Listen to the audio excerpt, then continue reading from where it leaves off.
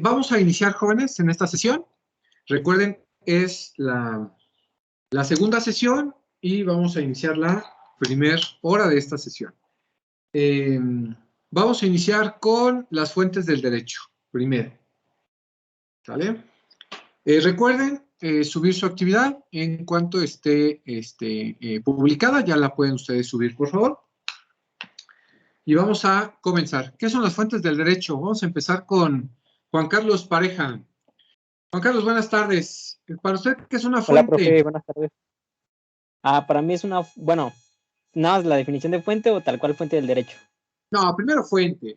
Ok, para mí una fuente es aquello de donde emana, quizá, bueno, hace unos semestres hacíamos la comparativa de entre una fuente tal cual de agua, de que emana el agua, y en este sentido igual en el derecho, ¿no? La fuente donde emanan aquel derecho más bien, aquellas leyes que se van a aplicar a las personas. Ok, ya me puso las dos. Muchas gracias. Pastrano, comparte. ¿Yo qué, profesor? Yo le digo qué es la fuente como tal o lo que yo encontré. No, bueno, sí, comparte opinión con pareja. En relación a eso, sí.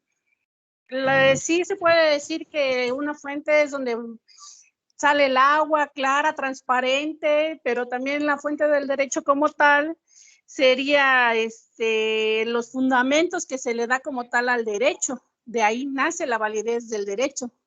Ok, perfecto. Muchas gracias.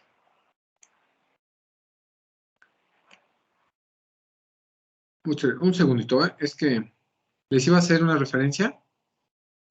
Les mandé una liga, si no mal recuerdo, los mandaba a Facebook, si no mal recuerdo, del Semanario Judicial de la Federación. No sé si tuvieron éxito en esa liga. Sí, profesor. ¿Sí? Yeah. Perfecto. Entonces, si tuvieron éxito con esa liga, bueno, pues ahí, si no mal recuerdo, esa liga refiere directamente la publicación de cada viernes de las jurisprudencias más emblemáticas, más representativas de cada semana. Infórmeme si es así, por favor. Efectivamente.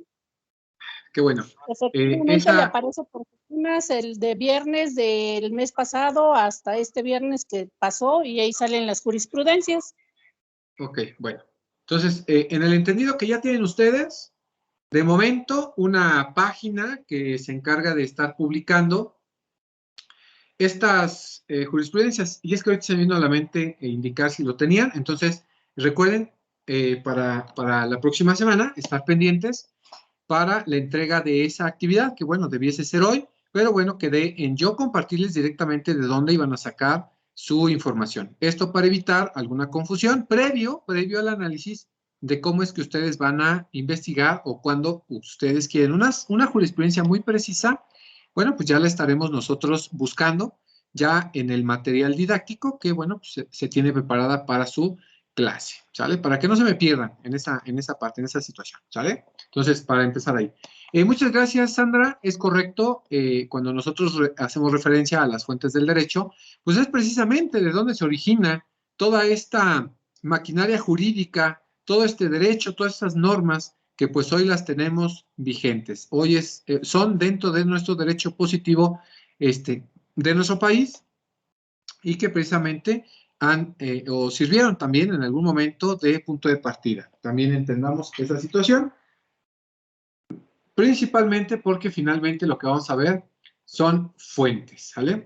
Nos indicará en esta parte que son fuentes del derecho, todas aquellas de dónde se origina el derecho y las normas que se aplican a las personas, ¿sale?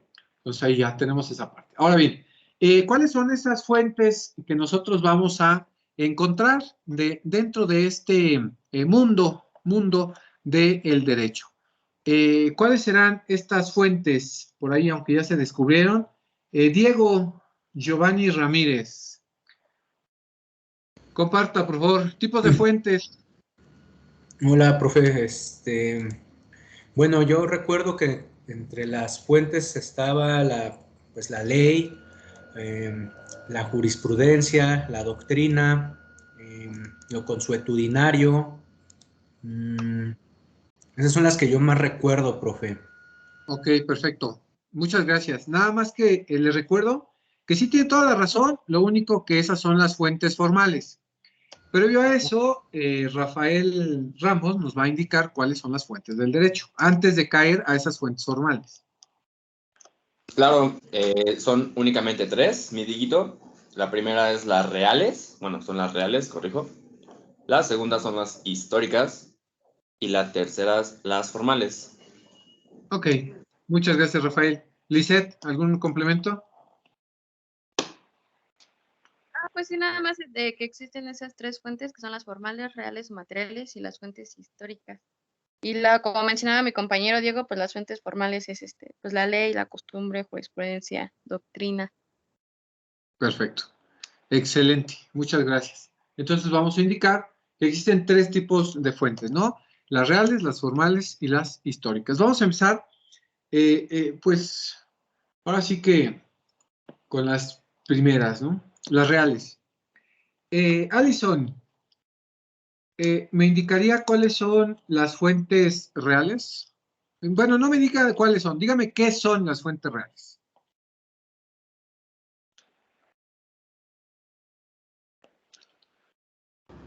A ver si me escucha Alison. Sí, pero ¿cómo me puede repetir la pregunta, por favor?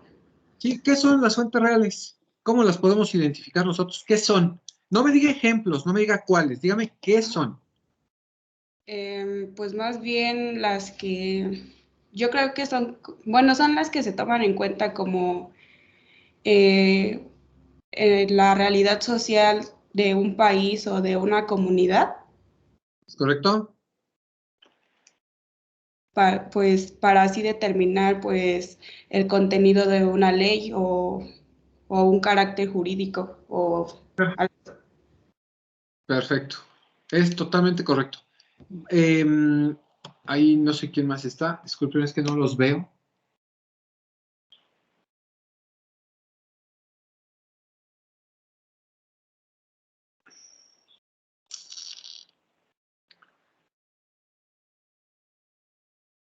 Aquí. Mayra, para usted, ¿qué son las fuentes reales?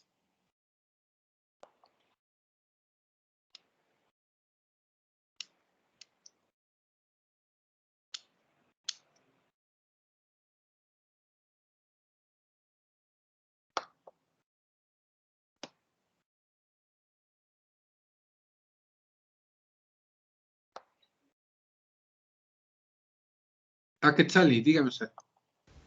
Sí, profe, gracias. Bueno, yo estoy de acuerdo, bueno, comparto el punto de vista de mi compañera Alison, ya que yo considero que son pues sucesos o situaciones que se dan en el grupo social y que pueden determinar el contenido de la norma jurídica, como lo había comentado mi compañera. Es totalmente correcto, muchas gracias. Efectivamente, son esas acontecimientos, ¿no? Y acontecimientos hablamos en muchos sentidos, ¿no? Profesor. Vamos a especificar que en ese sentido, en esa realidad económica, política, social, cultural, histórica, religiosa, riqueza natural, geográfica del país, para poder determinar cuáles son esos momentos y poder determinar algunas normas que se estén llevando en este momento, ¿no? En cada situación. En este contexto, ¿cuáles deberían de ser esos acontecimientos sociales, económicos, culturales, lo que ustedes quieran, para que al día de hoy nuestro país tenga las leyes que tiene? ¿Cuáles son esos sucesos que debieron de ocurrir en nuestro país y de los cuales se tuvo un auge para poder determinar las leyes que hoy tenemos? No sé si me puede ayudar con una, nada más una. Diego. Pues yo opinaría que la independencia de México o la Revolución Mexicana. Ok, ahí tenemos dos. Muchas gracias, Diego. También nos va a ayudar Esteban Cañedo con otra. Otras serían lo que ocurrió hace tiempo, la balcanización del país con tal vez Texas, el intento de Yucatán u otros estados por separarse. Ok, correcto. Gracias, Esteban. Por ahí, Fabiola, uno más.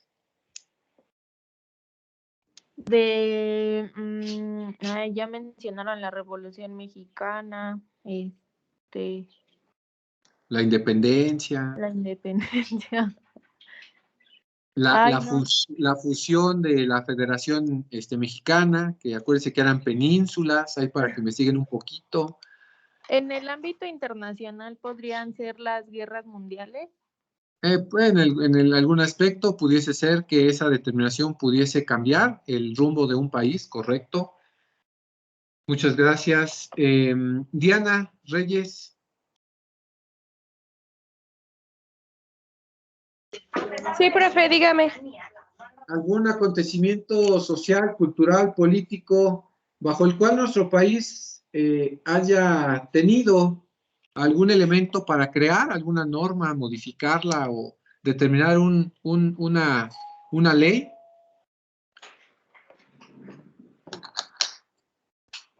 Piénsele. Sí. Un segundo. Sí.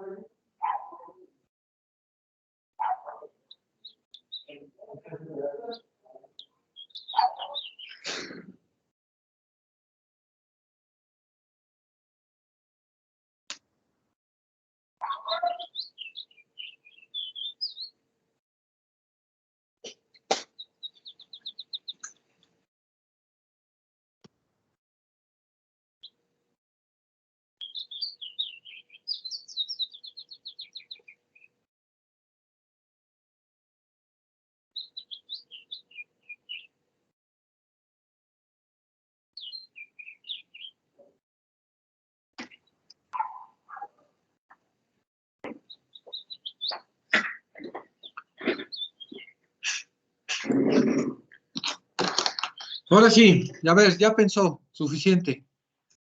Ya. Las leyes de reforma. Algunas leyes de reforma, correcto. Pero, ¿cuál fue el suceso que ocurrió? Porque acuérdense que son sucesos, acontecimientos. Pues la Si bien guerra es de cierto. reforma. Ok, perfecto. Dariana. Sí, podría ser cuando, bueno, ahora que se reformó de que las mujeres ya igual pueden votar. Y ese suceso, ¿qué fue? ¿Cómo aconteció esa parte?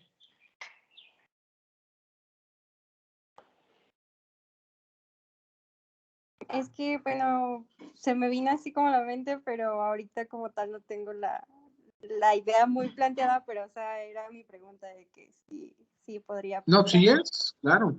Pero acuérdense que estamos hablando de fuentes reales, de aquellos sucesos o acontecimientos. Y en aquel momento había alguna disparidad en nuestro país. Estamos hablando hace un poco más de 50 años, un poquito más, 50, 60 años aproximadamente. ¿En la Pues, contienda revolucionaria? sí, pero acuérdense, no, la contienda revolucionaria fue hace 100, ciento y tantos. La independencia ya tenemos 200, no, pero esta parte de este grupo, si no feminista, en ese momento no fue, pero fue un movimiento de mujeres estudiosas, el cual hicieron pues no una lucha, no una revolución, hicieron un movimiento en el cual se exigía una igualdad, una equidad entre hombres y mujeres. Entonces fue por allá de los años 50 cuando se atrevieron a levantar la mano, a luchar por sus derechos políticos, y fue entonces que se tuvo que reformar la Constitución para darle pie a que las mujeres pudiesen votar. O sea, sí, pero hablando específicamente de esos acontecimientos, que fue la desigualdad que existía en ese momento, porque pues las mujeres no podían ejercer esos derechos, para entender esa parte, ¿vale? ¿Alguna otra? No sé quién. Pues, profesor, sería todos esos eventos que pasaron, como el caso del algodonero, Rosendo Radilla, ¿no? Es correcto, que igual fue una situación meramente laboral, ¿no? En esos aspectos. Entonces, sí, efectivamente son todos esos acontecimientos que tienen que ocurrir. Por poner otros, bueno, uno de los principales, dígame, Ángela. La Constitución de 1917, profe. No, pero ese es el resultado. Yo quiero saber el elemento, el evento social, cultural, ese acontecimiento. El movimiento del 68. Correcto, también. ¿Otra vez? El movimiento del 68. Gracias, Víctor. Uno antes. Es que no alcanzo a ver quién habló.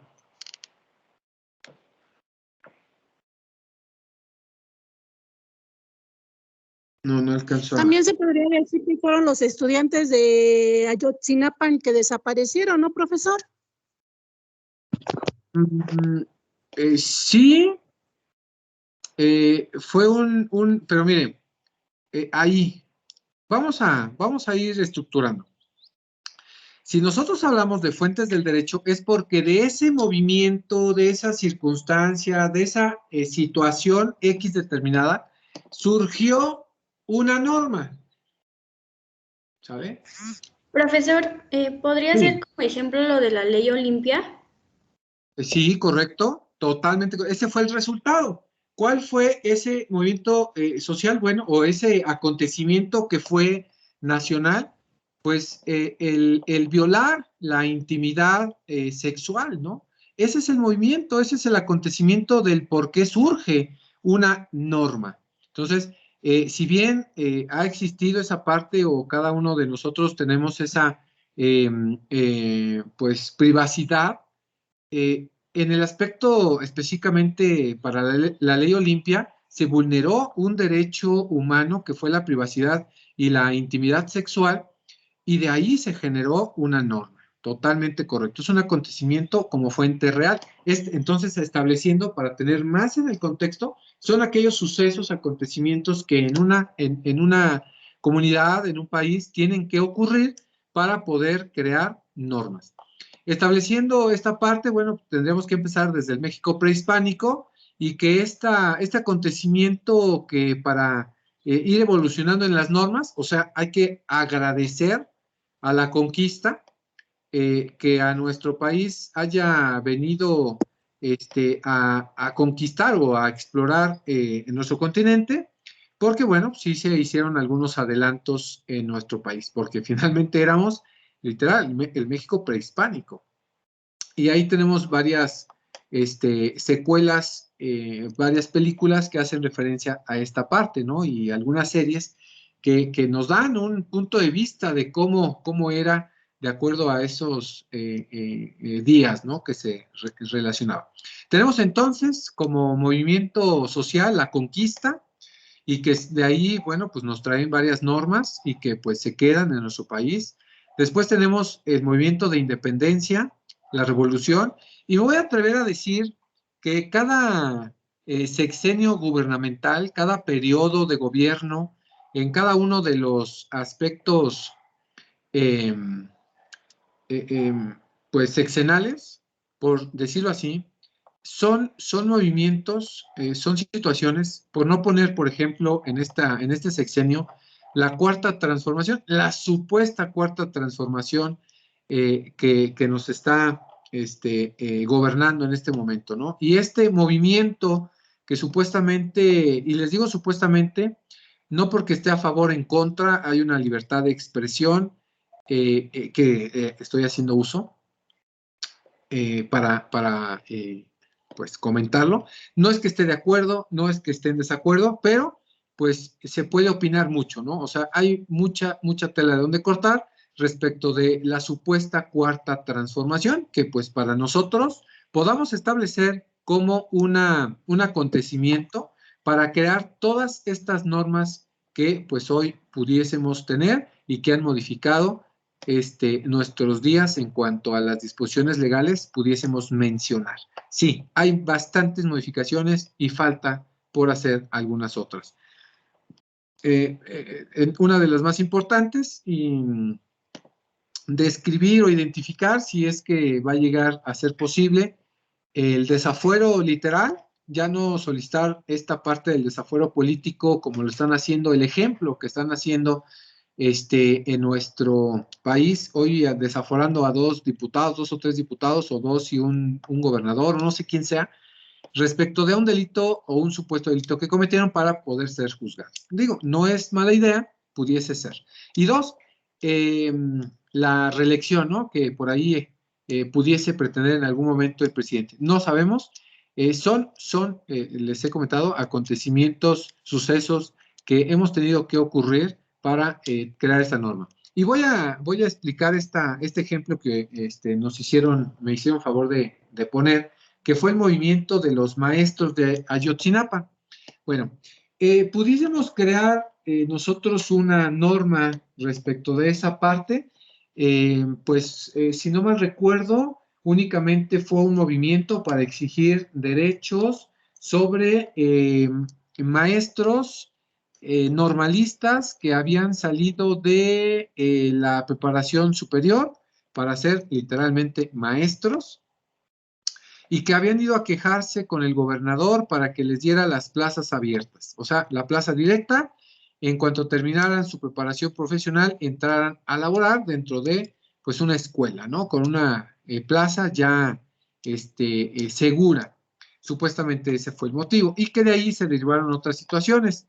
Lo único bueno o malo que pudiésemos obtener de esta parte es el enjuiciamiento a un gobernador o a la familia del gobernador por diversas manifestaciones que se realizaron.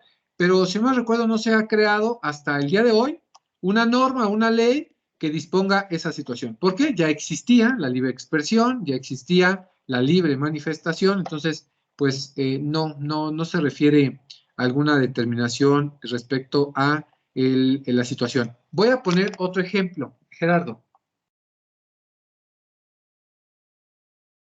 Hola, profesor, buenas tardes. Disculpe que interrumpa su clase, es que no podía ingresar, no sé qué tenía mi celular, de hecho le mandé unas capturas de pantalla ahí en el grupo, solo para reportarme que ya estoy aquí, profe.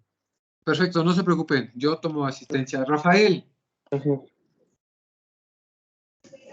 Profe, pregunta, esto de lo que estamos viendo sobre el movimiento de Ayotzinapa por parte de los profesores, ¿no entraría como por fuente del derecho histórica? No, definitivamente no. Te voy a decir por qué.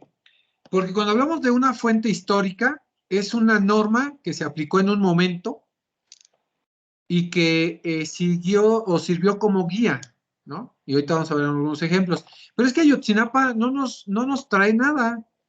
Ayotzinapa, ¿qué te deja? ¿Qué norma te dejó?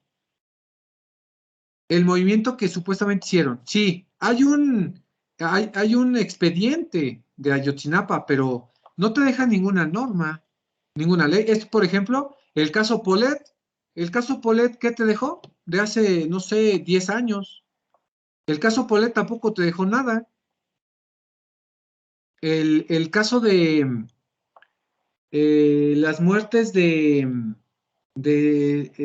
Atenco, que fue en ese entonces Peña Nieto era gobernador del Estado de México y que mandó a quitar a las comunidades, si no me recuerdo, eran de Texcoco y eran de ahí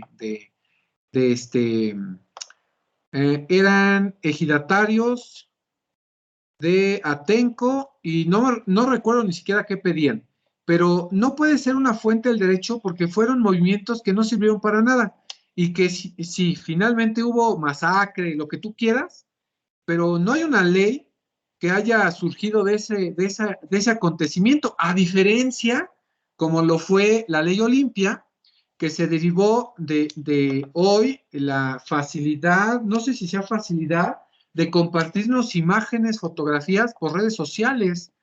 Entonces, porque es un fenómeno. Poderte compartir una fotografía, bueno, yo, que no soy de la vieja escuela, pero empezaron a existir el poder compartir imágenes por allá del 2008, 2009, con mensajes de texto que eran los mensajes multimedia. Apenas empezábamos a compartirnos GIFs, todavía ni siquiera una foto como tal. Ya por ahí en el 2009 empezaron ya a sacar algunos celulares que ya tenían cámara y que se podían compartir fotografías, pero hoy ya te puedes hacer una videollamada y no te das cuenta si te están grabando o no, porque pues, ustedes no lo saben. Entonces, imagínate, el poder, el estar compartiendo imágenes, ese es un acontecimiento social, cultural, y que de ahí sí llevó a cabo una creación de una ley. No sé si compartan mi opinión, o a lo mejor estén en un error, pero debemos de identificar, pues, cuáles son esas normas. Y existen algunas otras, ¿no?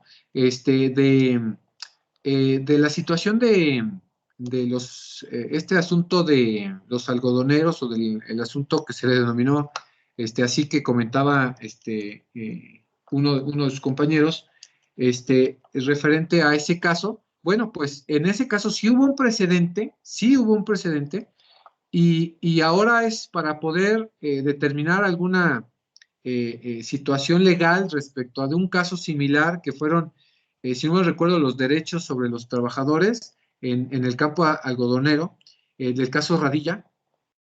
Hay ahora precedente para crear norma, y que finalmente, si se dan cuenta, este expediente o este caso de Radilla Pacheco fue, si no me recuerdo, fue en boga por allá del 2015, 2016. Nosotros lo analizábamos en la maestría de qué había pasado, cómo se podía argumentar, que fue un caso internacional y demás, y que hubo un precedente, y hoy tenemos ese precedente. Entonces, y no solamente ese, hay algunos otros que han caído a nivel internacional, y que se crea un precedente que ahora, pues, nos dice que es obligatorio gracias a los derechos humanos, ¿no? Entonces, identificar claramente esa situación. Hay otro ejemplo que sucedió en el Estado de México. Fue una masacre de unos militares.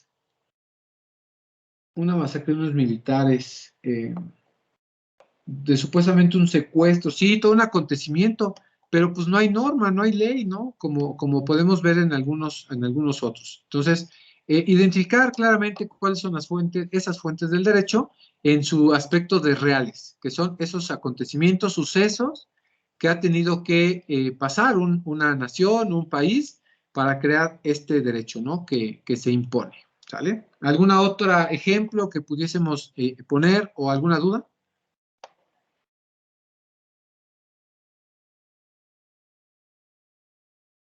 No, ninguna. Seguimos con las fuentes históricas. Y aquí, no sé si me puede ayudar. ¿Quién me puede ayudar? Frida Paola o Isaac Mercado. Soy Frida, sí, dígame. Frida, dígame usted, ¿qué son estas fuentes históricas? A mi entender, son todos los acontecimientos, ya sean documentos o vestigios que en su momento encerraron una norma o ley jurídica, y bueno, esto les sirve a los legisladores para crear nuevas leyes. Correcto. Oiga, y un ejemplo, uno solo, ¿eh? Uno solo. No me diga todos, no, uno. Nada más quiero uno. ¿Cuál pudiese ser? El Código Hammurabi.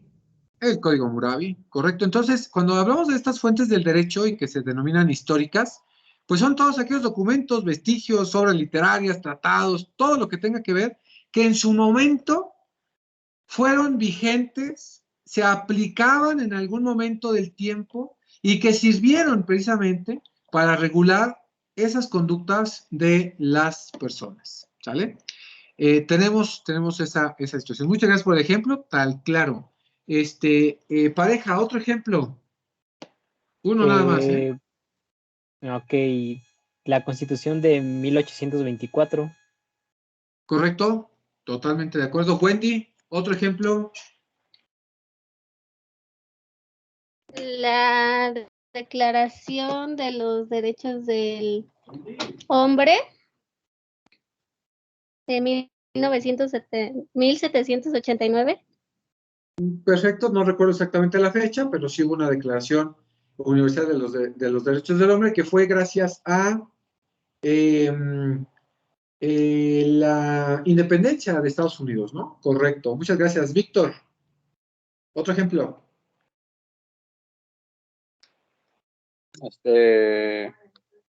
No sé. Hay muchos. Así muchos. No sé, profe, a ver, ¿la ley del talión podría aplicar? Pudiese ser que en algún momento, sí, claro, muchas gracias. Sariel. Melgoza. Sí, podría ser la Declaración de los Derechos Humanos. ¿La Declaración de los Derechos Humanos ya es histórico? Bueno, a mi consideración sí, pero sigue en la actualidad ya que se han dado muchísimas reformas.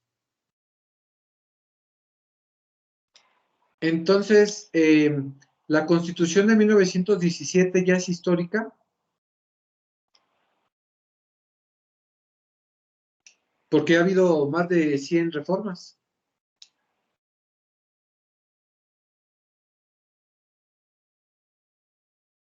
Lo puse a dudar.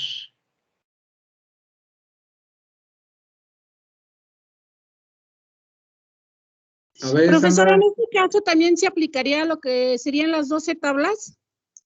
Sí, totalmente correcto. Pero Sandra, a ver, ayúdele por favor a su compañero. ¿Qué pasa con la Constitución de 1917? ¿Es histórica? No, porque todavía está vigente. Pero pues ya ha tenido varias reformas, Sandra. Ya, como tal la Pero no hay constituyeron. una que sea posterior a ella como tal, que ya diga esta ya no funciona, ya no está en uso como tal del pueblo. Es correcto. Nosotros tenemos que identificar estas normas que se aplican o que se han aplicado, ¿no? Y por poner otros ejemplos, bueno, pues tenemos muchísimos. La ley de Talión, la ley de las 12 tablas, la ley de... Hay algunas como que trajeron la novísima en España, cuando fue la Nueva España, trajeron la novísima española, trajeron las del Toro, trajeron las de las Indias y que aplicaron en nuestro momento, en su momento, a nuestro país, ya como México. Acuérdense que una vez que se ganó o que se previó la independencia, previo a esta pues creación de la Constitución de 1824, previo a la Constitución de Cádiz, pues siguió funcionando o las leyes de reforma, siguió sirviendo esas leyes que pues estaban vigentes en ese momento, y dijeron, mientras no haya una disposición legal bien aplicable, una constitución aplicable, no vamos a dejar de aplicar, porque si no habría un espacio, le llaman un hueco, que ahorita vamos a ver esa parte de cuando hay un espacio entre una norma y una norma, se considera de una forma. Ahorita les digo cómo se llama en el siguiente tema. Es algo de legis. Ahorita exactamente vamos a ver ese tema para identificar, porque no puede haber un espacio entre norma y norma. No. En cuanto termine de aplicarse la primera, debe entrar la nueva, aparentemente, pero realmente se aplica la nueva norma y deja de aplicarse la anterior. Así debería de ser. No pudiese dejar de aplicarse una para entrar una nueva, en ese caso.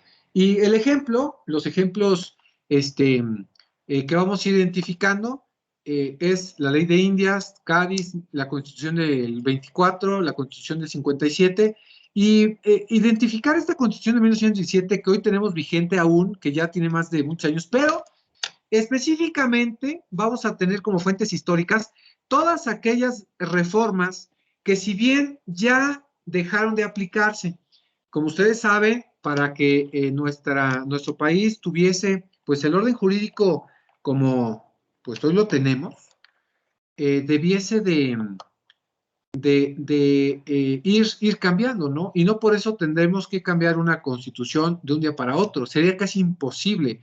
La única forma sería, pues, que existiera un Congreso Constituyente, exactamente como lo hubo en la Ciudad de México, cuando cambió de nombre, por ahí en esas fechas, se hizo un Congreso Constituyente para crear un Congreso constituido, que fue lo mismo en 1910, bueno, 1916, cuando se crea la nueva Constitución, la que hoy es vigente, pero dejamos como fuente histórica del derecho todas aquellas reformas que se han aplicado en nuestra Constitución y que por alguna cuestión ya no se aplica, quedó esa reforma pues en la fuente histórica.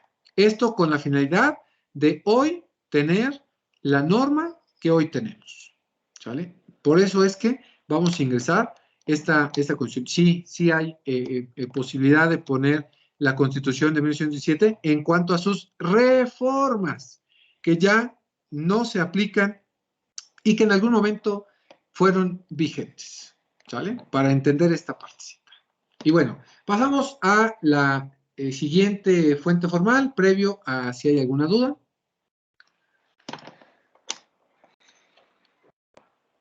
No.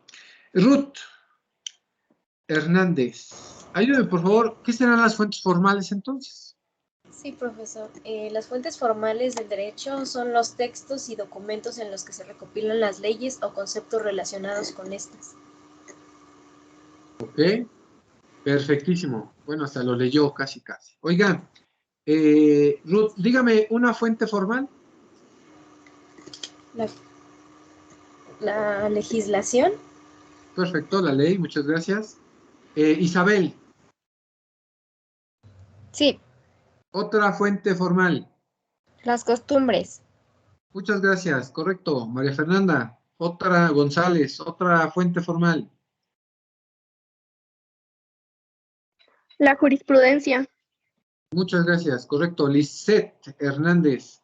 Otra fuente formal. La doctrina. Muchas gracias. Jacqueline Acuña, otra fuente formal.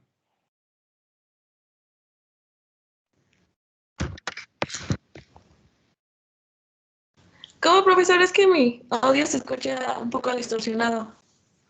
Una fuente formal distinta a la que ya dijeron sus compañeros. Sus compañeros dijeron ley, dijeron doctrina, dijeron, no sé si dijeron sus costumbres. Otra. Creo que dijeron costumbres, ¿no? Ya, esa ya. Voltaría usos.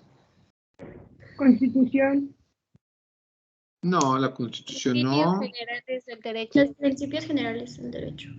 Es correcto, los principios generales del derecho. Y les falta una, ¿no? A ver, a Quetzali.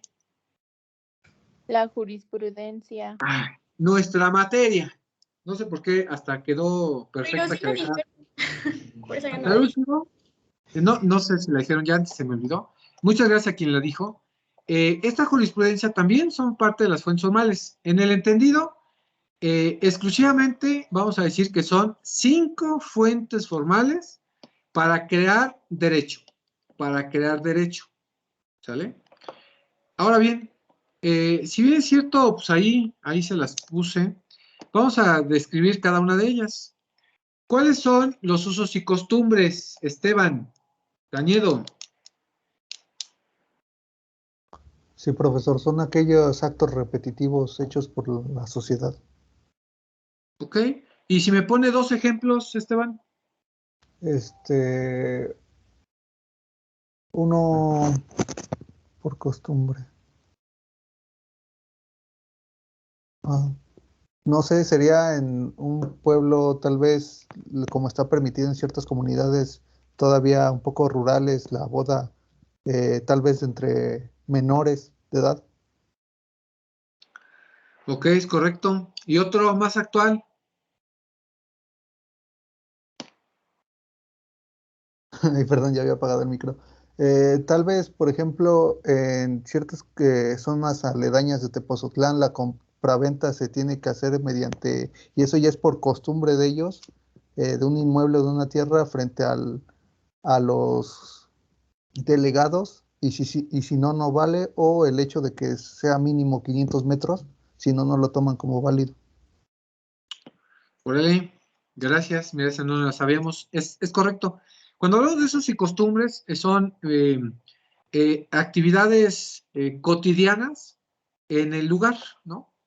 De todos modos, y me dijo un ejemplo de Tepozotlán, o sea, me dijo del Estado de México, en donde indica que para poder, pues, en su caso, vender.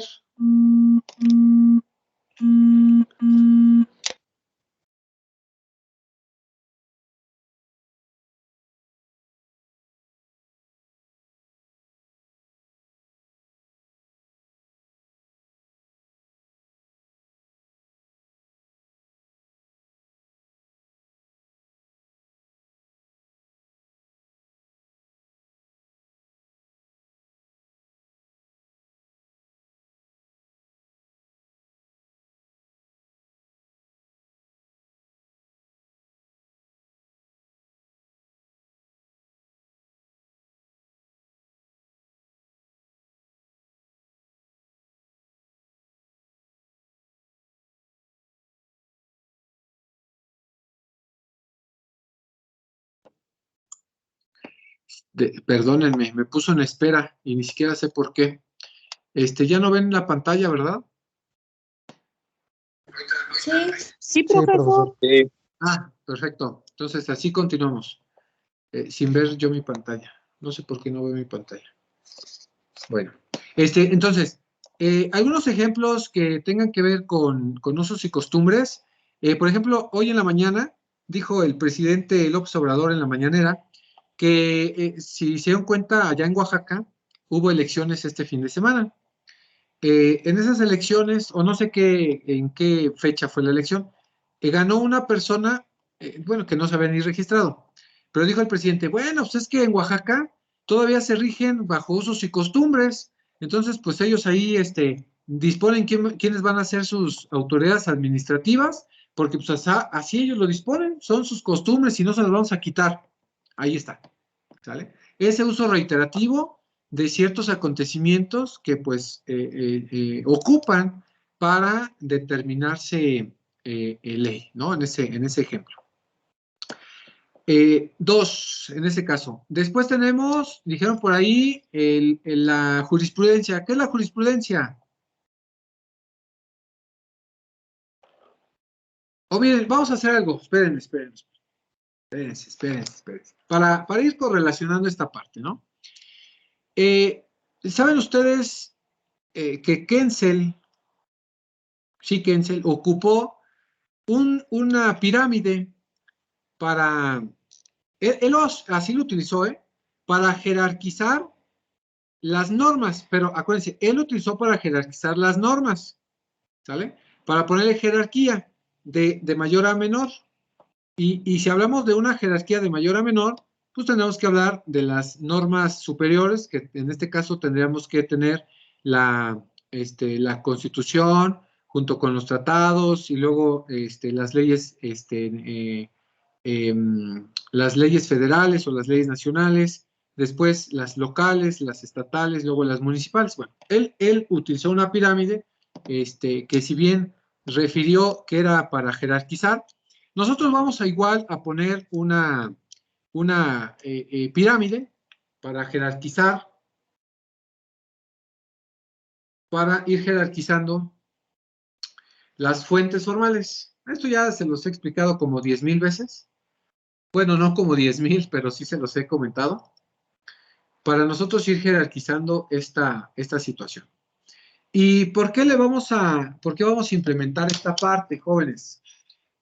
el hecho de que nosotros podamos jerarquizar las fuentes formales es porque así se van a crear. 1, 2, 3, 4, 5, correcto. Entonces, para ustedes, ¿cuál debiese ser la fuente formal que, ojo, que si bien no es la menos importante, pero podemos decir que de aquí se generó el todo? De aquí se tuvo que pasar todas las normas para que hoy las tengamos como una norma vigente.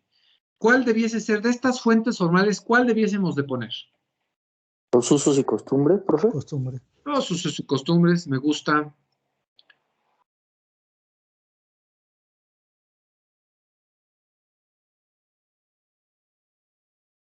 Ahí está, ¿no? Nos adecuamos a los usos y costumbres. Órale.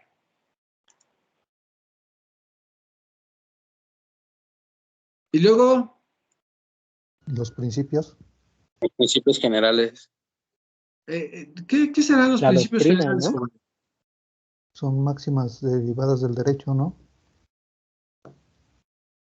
Máximas derivadas del derecho. No, no me gusta su definición. ¿Alguien más?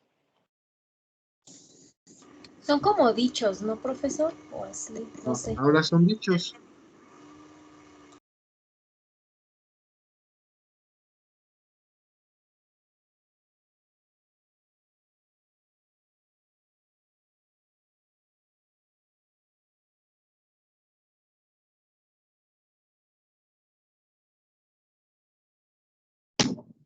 ¿Dónde están regulados los principios generales del derecho? ¿Dónde dicen ustedes? Aquí están los principios generales del derecho, aquí lo dispone esta ley. ¿Dónde está? Ah, y lo dispone la ley, ¿eh? Para que no me mientan.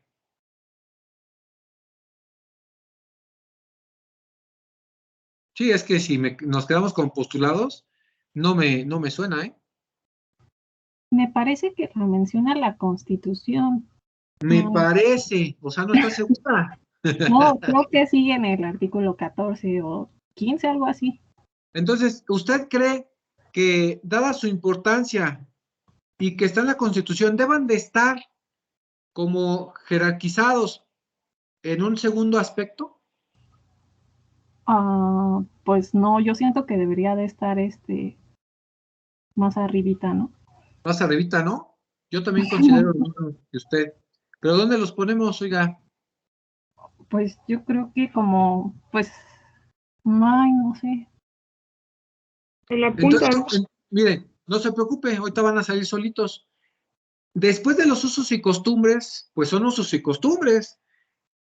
No están en ningún lado, ¿no? Pero si quisiéramos como ir evolucionando para que ese uso y costumbre pues pudiese tomar parte de una ley, ¿qué debiésemos poner entonces? Como parte de la doctrina, ¿no?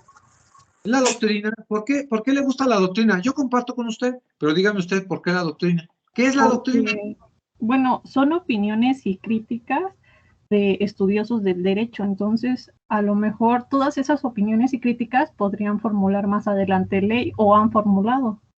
Y cuando hablamos de una doctrina y que ustedes en algún momento tendrán que ser doctrinarios, porque desde el momento en que ustedes empiezan a estudiar, empiezan a leer, ahora que van a hacer ustedes su tesis o tesina, pues ustedes se van a volver todos unos doctrinarios, porque van a crear pues, algunas tesis, algunos tratados respecto de esa situación X determinada bajo la cual ustedes van a hablar.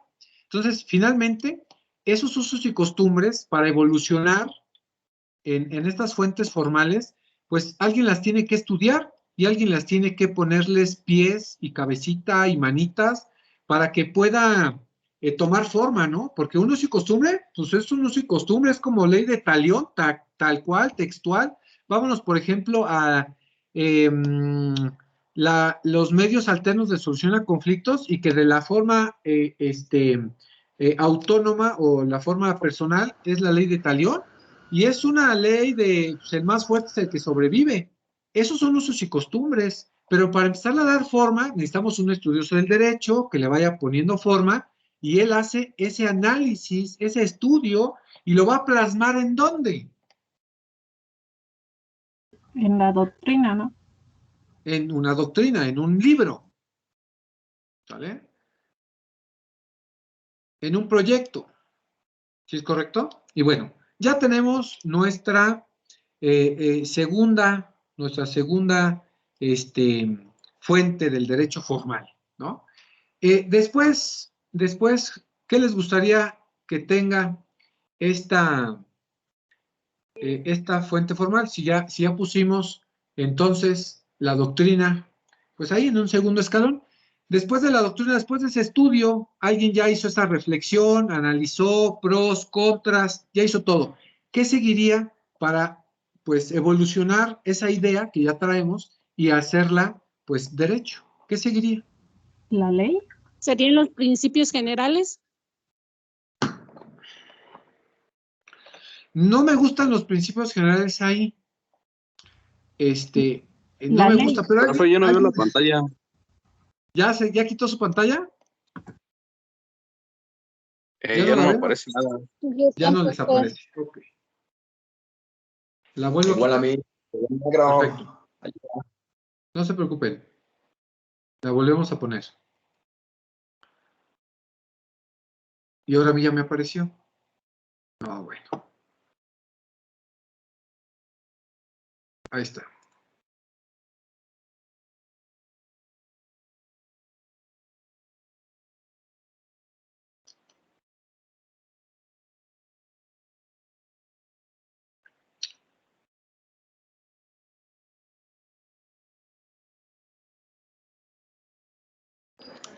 Sigue ¿No? sin aparecerme. A ver, un segundo, ¿eh?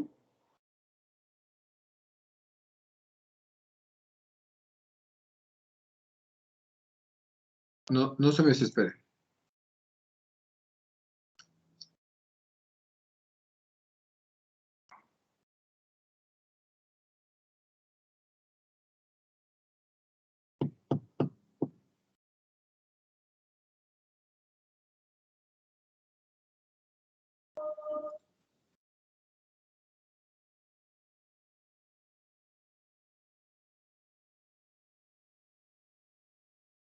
Ahí ya.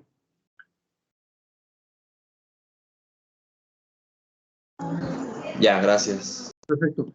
Por ahí escuché a lo lejos que alguien dijo ley. ¿Quién lo dijo y por qué? Yo Ana. creo que sería la ley, porque Ajá. pues ya después de ella se podría dar lo que es la jurisprudencia, que es la interpretación de ella, que se vuelve yo creo que más importante que la ley. Bueno, no más importante, pero a lo mejor... No, sí, déjenle la palabra. Es más importante que la ley, claro. Y pues ahorita ya, vamos a ver por qué. yo creo que los principios generales del derecho ya quedarían hasta arriba. A final de cuentas, pues son aquellas opiniones que ya dan más detalladas el legislador o el juez. ¿Sí?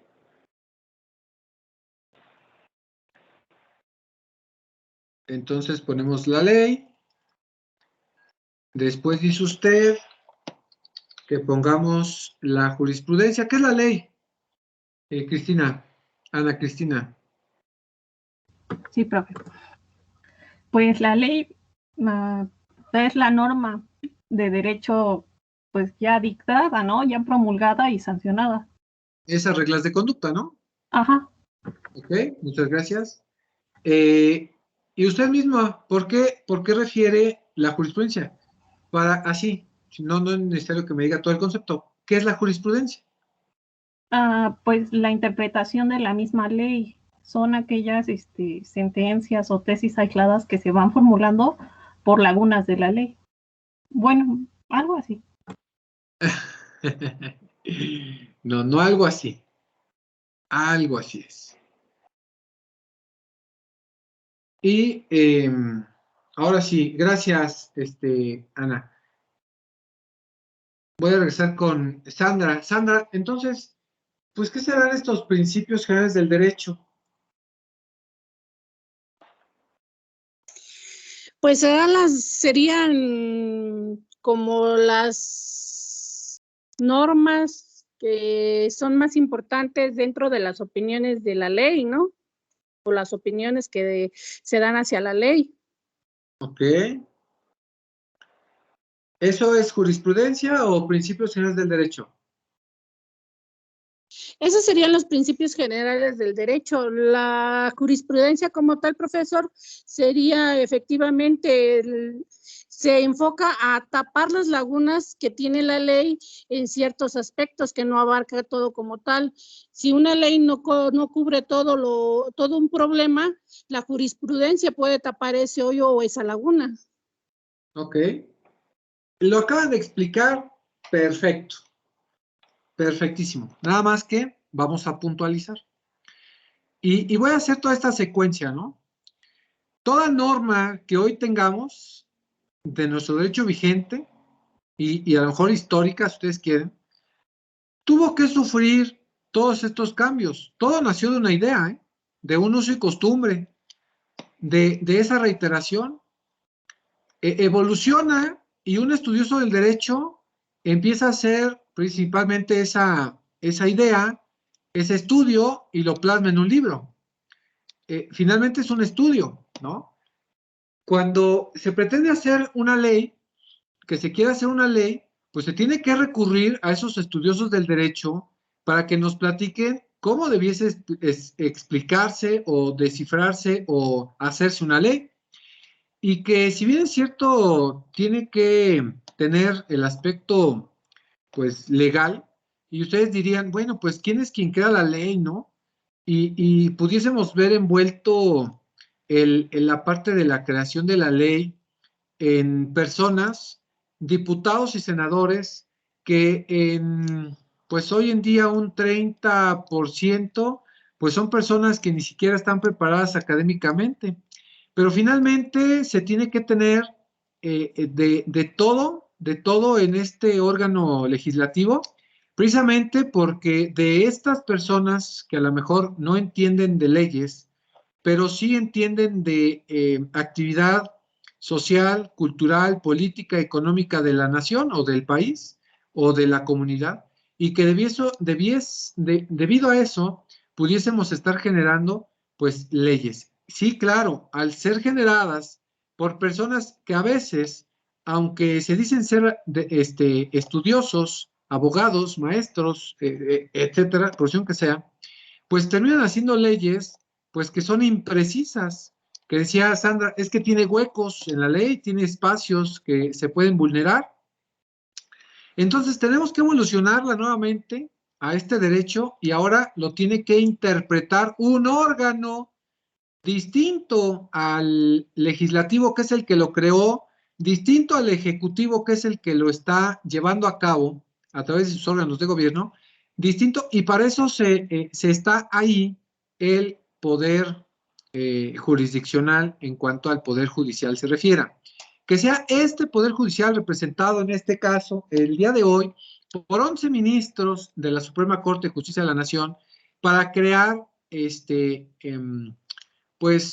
quitar esa duda, quitar esa duda respecto a esas ideas que se tienen. Entonces, pues tenemos esa disposición para, pues, crear o identificar esa norma, para poder nosotros tenerlas, pues, ahí, disponibles, dispuestas para nosotros. Ahí las vamos a tener.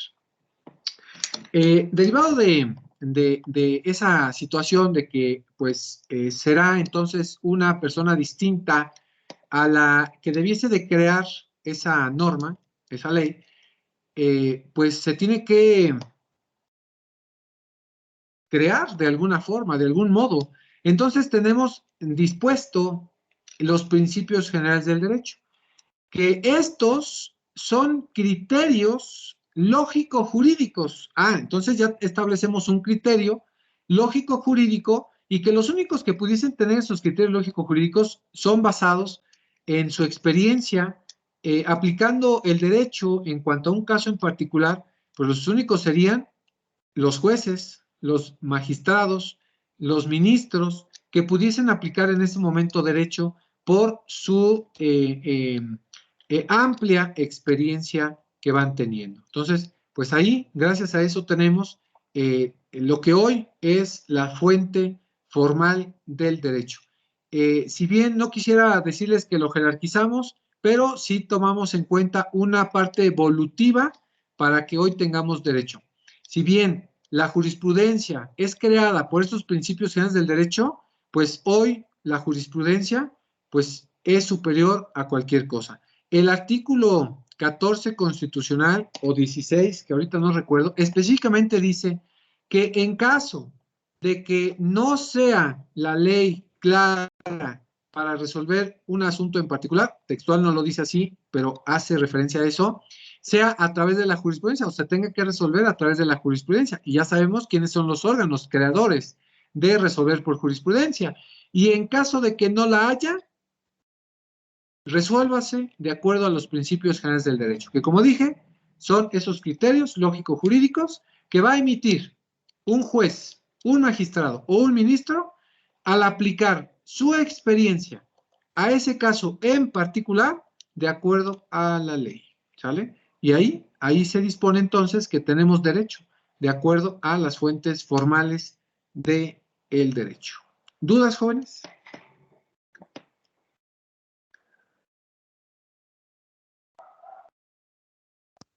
Entonces quedamos, profesor, que eran principios, usos y costumbres primero, luego la doctrina, luego la ley, luego la jurisprudencia y al final los principios generales. Sí, así como lo Es que ven aquí en su pirámide, no sé si mi teléfono se quedó estático o qué pasó, pero ya no vi que pusiera las palabras donde van. A ver si le pica ahí en la pantalla. Dele un clic para que se actualice. Juan Carlos. Sí, bueno, mi duda es un poco básica respecto a los principios generales del derecho. Menciona que son, digamos, aquellos que van a tener pues los magistrados o demás, pero respecto a sus, digamos, a su experiencia. Es decir, esto quiere decir que los principios generales pueden ser infinitos, o sea que nunca va a haber un cierto número, siempre van a ser los que se le vayan, digamos, no, más bien se vayan creando respecto a la experiencia. ¿Es correcto?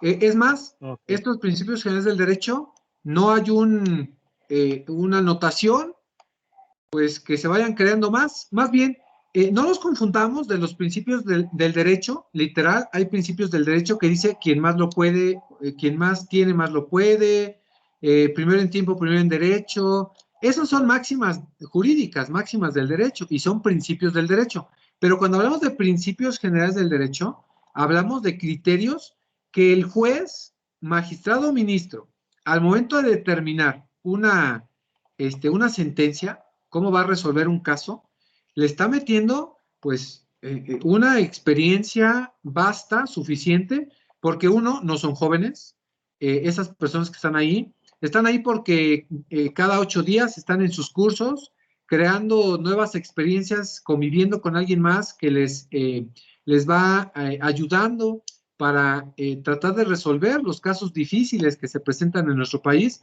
porque si no, pues habría una situación ahí medio complicada, que ya veremos cómo es que hemos ido superando, nuestro país ha ido superando toda esta problemática que tiene respecto a las distintas formas de resolver, que estamos a punto de caer en una nueva época, que ya entramos a la época 11 de la jurisprudencia, respecto a cómo crear estas determinaciones legales, que no es nuevo para nosotros, ya lo teníamos en un momento de la historia, lo hemos aplicado en la norma, en la ley, y que pues ahí está todavía, ¿no?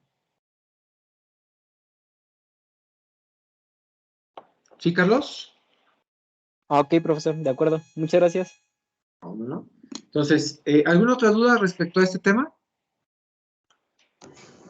Yo, profe. Adelante. Nada más para corroborar, ¿es el artículo 17 el que habla, entre comillas, sobre la jurisprudencia? No es entre comillas, habla directamente. Ah, ok, vale. Así directamente, te lo voy a decir cuál es, en el 14, tercer párrafo. No, perdón, cuarto párrafo. Dice, En los juicios del orden civil, la sentencia definitiva deberá ser conforme a la letra. Ahí tenemos la ley. Y luego dice, o a la interpretación jurídica de la ley. La jurisprudencia es la interpretación jurídica de la ley, ¿no? Y dice, y a falta de esta, o sea, una u otra, se fundará en los principios generales del derecho. Artículo 14. Va que va, gracias. ¿Vale? Para que no haya duda respecto de alguna u otra determinación, ¿sale? En este caso, en particular, Constitución Política. ¿Sale? ¿Alguna otra para cerrar este tema?